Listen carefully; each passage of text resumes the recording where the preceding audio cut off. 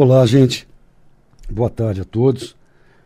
É um prazer estar com vocês aqui para falar um pouquinho de saúde, de medicina preventiva, de qualidade de vida, que é o que trata o nosso projeto o Manual do Proprietário,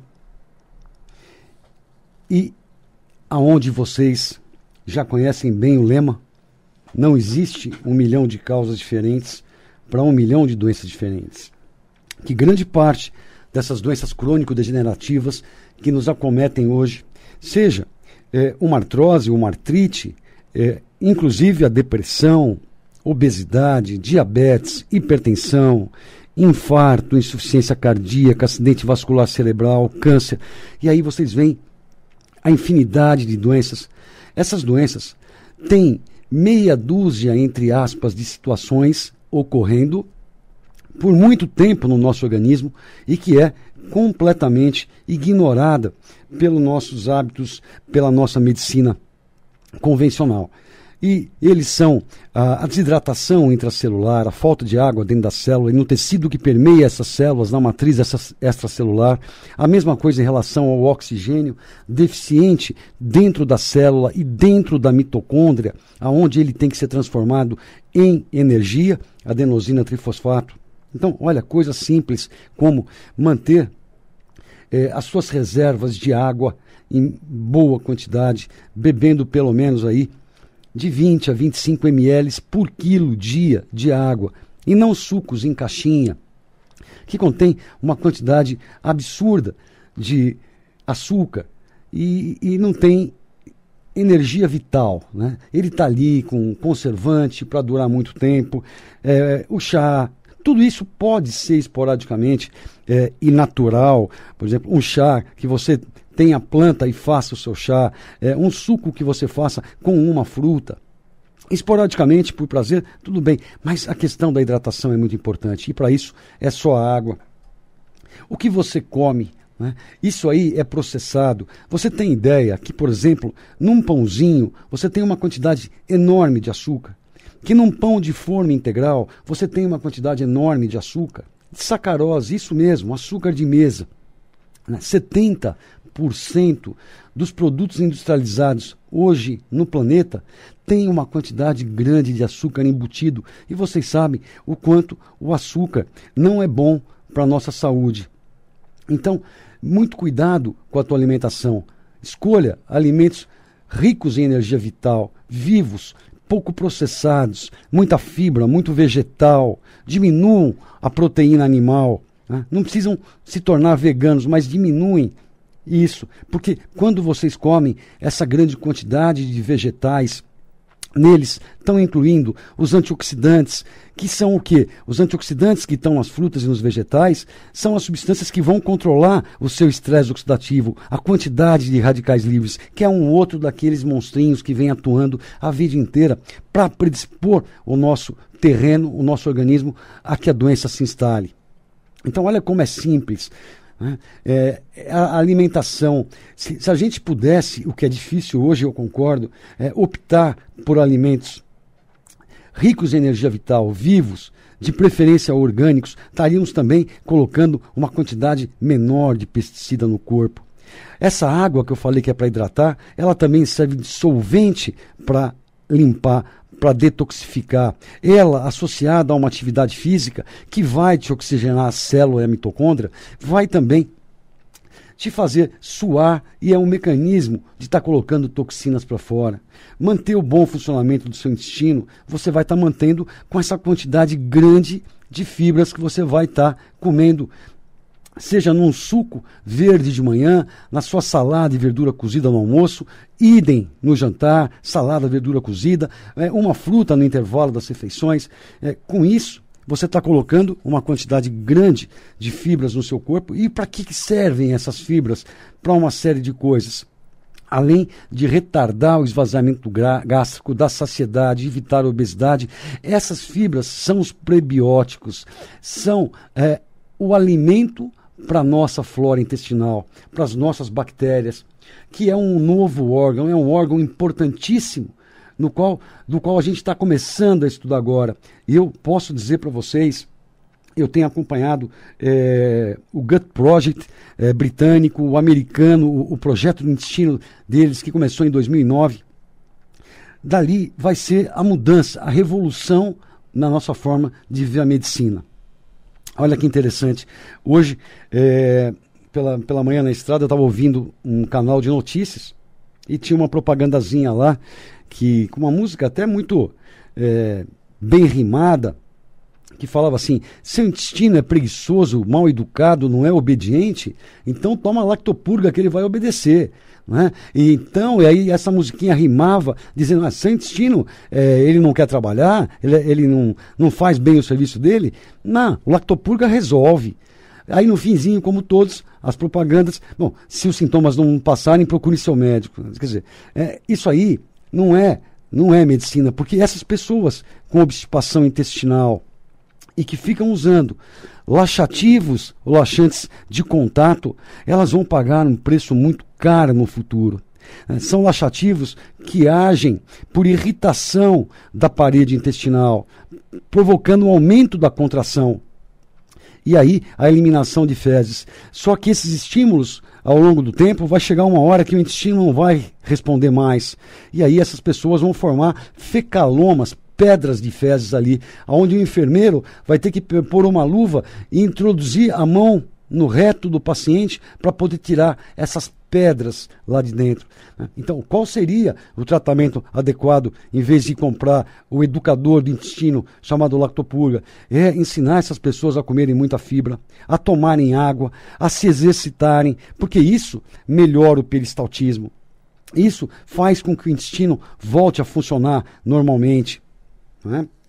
Ensiná-los a fazer enema, lembrar que algumas sessões de hidrocolonterapia pode ser benéfica, lembrá-los de manter essa flora com probióticos, com unidades formadoras de colônia de lactobacilos em número suficiente e várias cepas diferentes, várias espécies diferentes, como os acidófilos, os bífidos, os bulgáricos, os casei, os ramenosos. Isso numa capsulinha que ela não dissolve enquanto ela passa pelo estômago. A gente chama de cápsula gastroresistente. Para ela dissolver só quando ela chega lá embaixo no intestino grosso, que é onde a gente quer que essas bactérias se instalem. Porque se romper antes no estômago, elas vão ser destruídas pelo ácido clorídrico do estômago. Então não vai adiantar nada. Então isso é muito importante. Hoje no planeta nós já estamos fazendo transplante de bioma fecal, ou seja, transplante das bactérias de intestinos saudáveis para pessoas doentes e melhorando muito. Para vocês terem uma ideia, só na Inglaterra tem um serviço em Londres que tem 5.000 casos documentados desse transplante. Por isso que eu chamo de um novo órgão. Quando a gente trata bem desse jardim, dessa plantação, que é essa nossa flora intestinal, que é a comida para esses bichinhos, eles se diversificam e eles passam a fazer uma série de coisas muito importantes pela nossa saúde. Grande parte dos alimentos que a gente come, eles são absorvidos através da corrente sanguínea no intestino delgado. No intestino delgado existe uma flora, lógico, que muito menor do que no intestino grosso, e aliás, sobre essa não conhecemos quase nada ainda, mas grande parte dos alimentos são absorvidos ali para gerar a nossa energia e vão para a corrente sanguínea. Mas os outros alimentos que têm um tempo de digestão mais demorado, eles vão seguindo lá para baixo. E quem vai acabar de fazer esse serviço é essa flora bacteriana diversificada que a gente tem que manter com muito carinho. E o que destrói essa flora? Destrói essa flora tudo que é não natural. Destrói essa flora, açúcar, destrói essa flora, farinha de trigo refinada, álcool em excesso, molhos industrializados e quem sabe aí também tantas outras toxinas, como metais pesados, como amaciantes, como conservantes, acidulantes, agrotóxicos. Então, essa flora, ela tem que ser vista de uma maneira diferente e cuidada diferente, porque ali está uma grande solução para a nossa saúde a médio e longo prazo. Deixa eu dar uma ideia para vocês aqui de um trabalhozinho recente que foi publicado num congresso de cardiologia agora, para aquelas pessoas que têm o hábito de comer e deitar à noite, né? Mas antes disso, eu queria dar um alô para você que está ligando agora a sua Mundial, está sintonizando agora o nosso programa Manual do Proprietário, que esse é um programa semanal, ao vivo, onde eu recebo e-mails de vocês, e eu queria que vocês anotassem. O e-mail, o nosso contato é radiomundial@radiomundial.com.br. Repetindo, radiomundial@radiomundial.com.br. Vocês encaminhem suas sugestões de pauta, suas dúvidas, e a nossa diretora de jornalismo, a Samira Chaine, prepara esse trabalho com muito carinho e me entrega, e aí isso torna o nosso programa muito mais interativo e agradável, né? e proveitoso para vocês todos. Lembrem que uma dúvida de vocês é de centenas de outras pessoas que não mandaram essa pergunta, e vocês vão estar ajudando muita gente. Então, e-mail da rádio, radiomundial@radiomundial.com.br. Encaminhe então ao programa Manual do Proprietário, e aí eu vou estar falando exatamente o que vocês querem ouvir. Mas quem está ligando agora e não conhece nada do projeto Manual do Proprietário, fica aqui uma dica muito importante. Todos esses programas têm sido gravados e têm sido postados no YouTube para vocês. Então, quem pegou, ouviu um pedacinho só, estava no carro, não pôde anotar, ou esqueceu o que ouviu, é muito simples. É youtube.com/o meu nome, Dr. Edmond Sabe Júnior. Ali vão abrir vários vídeos, cada um deles tem um título, e vocês podem depois, com calma, no celular, está assistindo, está anotando, está conversando com pessoas da área de saúde, está pesquisando isso, e passar a utilizar, isso é o mais importante, e divulgar isso para amigos no trabalho, para familiares, para vizinhos, para todos que vocês puderem, porque em muito pouco tempo vocês vão ver a melhora da qualidade de vida dessas pessoas. Olha que interessante esse estudozinho assim, porque para muita gente, especialmente quem passa o dia todo fora de casa, no trabalho, estudando, o jantar se transformou na principal refeição do dia. Mas, no entanto, comer à noite, especialmente quando a refeição é farta e realizada perto da hora de dormir, pode alterar o organismo e os processos digestivos. Esse estudo, realizado com 700 pacientes adultos e apresentado num congresso recente da Sociedade Europeia de Cardiologia, analisou a relação entre as horas nas quais se consome alimentos e os efeitos no organismo. Olha só, pessoal, a pesquisa constatou que ingerir alimentos tarde da noite gera um impacto significativo na pressão arterial. Durante a noite, o processo fisiológico normal é a queda da pressão arterial. Normalmente a pressão diminui um pouco à noite, mas o estudo descobriu que 24,2% dos participantes que comiam até 2 horas antes de se deitarem não registraram uma queda adequada dessa pressão sanguínea. E entre os que haviam jantado mais cedo, essa porcentagem foi bem menor, foi de 14%. Então, essa é uma dica que eu já dava para vocês há muito tempo. Deitar com 1 hora de jejum, pelo menos, para dar tempo de esvaziar o esôfago e o estômago e diminuir aquele refluxo gastroesofágico. Então agora, aproveitando um estudo desse muito bem realizado, eu queria que vocês pensassem em aumentar esse tempo da última refeição para a hora que for deitar em pelo menos 2 horas, para não ter também esses efeitos adversos com a pressão arterial. Tem outras coisas também que já são sabidas em relação às pessoas que comem e vão deitar, que elas têm uma incidência maior de obesidade, elas não têm um sono com alta qualidade, e então a gente precisa tomar cuidado com alguns aspectos muito simples, e além de estar escolhendo o que vai comer. Por exemplo, o açúcar, a farinha, comidas pesadas e processadas antes de dormir, elas vão dar um trabalho metabólico muito maior para o organismo, né? Elas vão acender hormônios digestivos que vão alterar o ritmo normal, que a gente chama de ritmo circadiano do nosso corpo. E isso vai também, a médio e longo prazo, trazer distúrbios de saúde para todos nós. Então, é muito fácil a gente voltar para aquele nosso esquema do manual do proprietário, né? Por que comer no café, tomar aquele suco detoxificante? Por que comer no almoço aquela grande quantidade de fibra, sendo o primeiro prato um prato de salada e verduras e vários vegetais crus, depois um prato de vegetais cozidos, e aí pouca proteína animal, um arroz integral, um pouquinho de feijão, não é? Isso, tudo bem. E repetir esse processo à noite, no intervalo das refeições, uma fruta, dar o espaço antes de dormir para essa última refeição ocorrer pelo menos 2 horas antes de se deitar. Tomem água, façam atividade física, vocês vão estar oxigenando o sistema. Então, não é difícil, é muito simples a gente estar conseguindo um ótimo nível de saúde. Obviamente, todo mundo tem aquele dia que não precisa ser, né, monge tibetano. Eu hoje vou comer uma linguicinha que eu gosto, mas isso não é a rotina do dia a dia, de almoço e janta, de café da manhã, ovo com bacon, né? Porque aí, se for pensar em 3 refeições por dia, nós estamos pensando em 90 refeições por mês. Eu estou te falando que 4 vezes por mês, ou que seja 8 vezes por mês, 2 vezes por semana, né?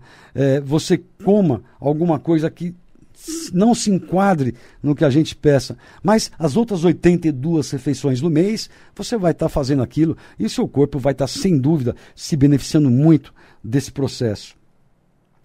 Então, esse é o projeto Manual do Proprietário. Eu vou deixar o canal aberto para algum ouvinte, eu tenho um tempinho ainda para responder algumas perguntas. O telefone da rádio é 3171-0221 e 3262-4490. E dando sequência naqueles outros monstrinhos, inflamação crônica silenciosa que é causado por toxinas ambientais, por alimentos processados, industrializados, açúcar em excesso, tudo isso. Então, além da gente estar evitando esses alimentos, nós também temos meios naturais de estar controlando essa inflamação crônica, como a utilização de ômega 3 para corrigir a proporção de ômega 3 e ômega 6, o uso de uma planta cúrcuma, que ela tem um poder anti-inflamatório natural, a Bolsélia serratia, são plantas que podem ser usadas sem medo de efeitos colaterais, né? São isentas de efeitos colaterais, e assim a gente vai controlando monstrinho por monstrinho e o seu corpo não fica predisposto para que essa doença manifeste. Se ela já estiver manifestada, ela não vai conseguir evoluir. Eu vou atender um ouvinte que está na linha. Boa tarde, quem é? Boa tarde. Pois não, como é seu nome? Elizabeth. Pois não, Elizabeth.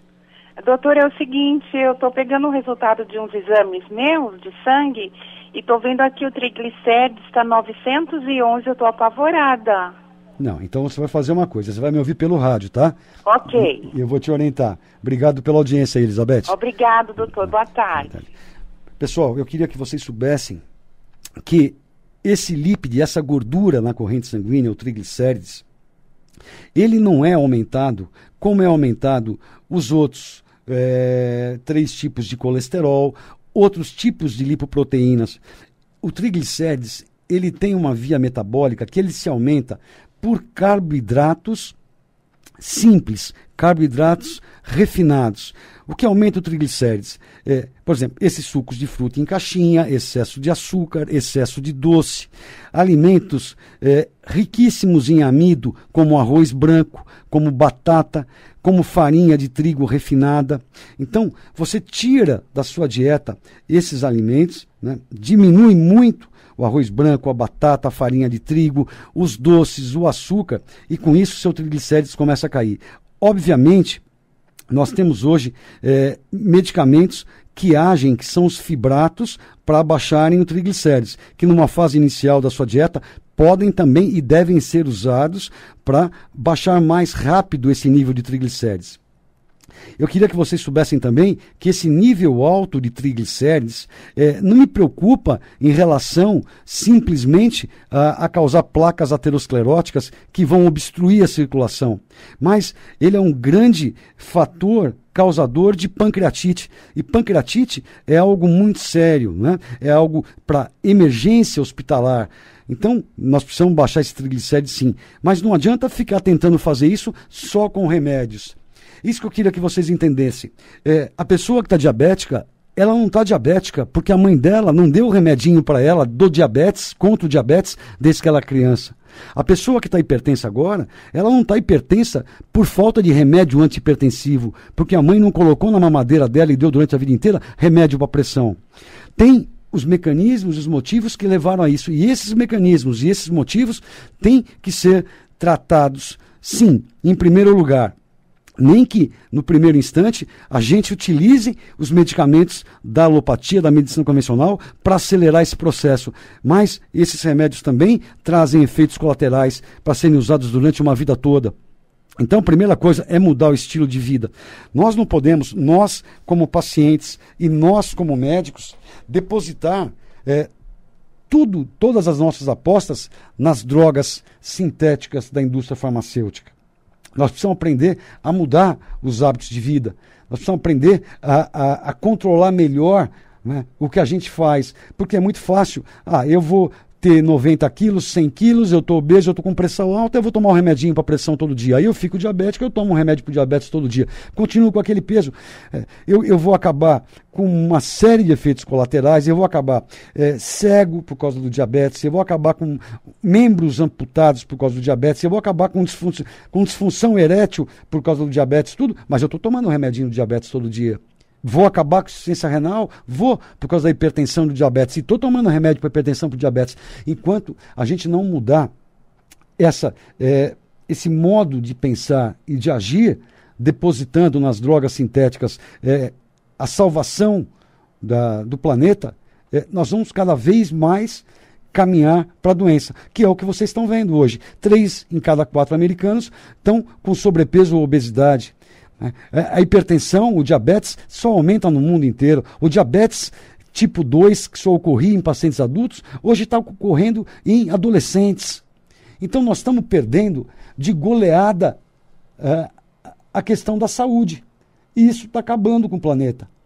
E cada vez consumindo mais remédio, mais remédio, mais remédio. Só tem um beneficiário desse processo todo, que é quem produz esses remédios. Obviamente, tem os remédios e são importantíssimos, salvam vidas, quando usados com bom senso, com lógica, e quando conseguimos fazer a pessoa entender que ela tem que mudar de trajetória, tem que mudar de ritmo, ela tem que alcançar por si a satisfação de conseguir ver a vitória dela sobre os hábitos, sobre a vontade, a força de vontade prevalecer sobre o desejo. E ela observar isso no dia a dia, no corpo dela, na pressão diminuindo, no diabetes diminuindo, no triglicéride diminuindo, aumentando a energia, aumentando a disposição. É muito simples o processo. Bom, pessoal, eu queria dizer para vocês que o nosso papo é muito legal, por isso nosso tempo voa. Desejar uma ótima semana a todos e terça-feira que vem, estamos junto aqui. Abração, tchau, tchau, gente.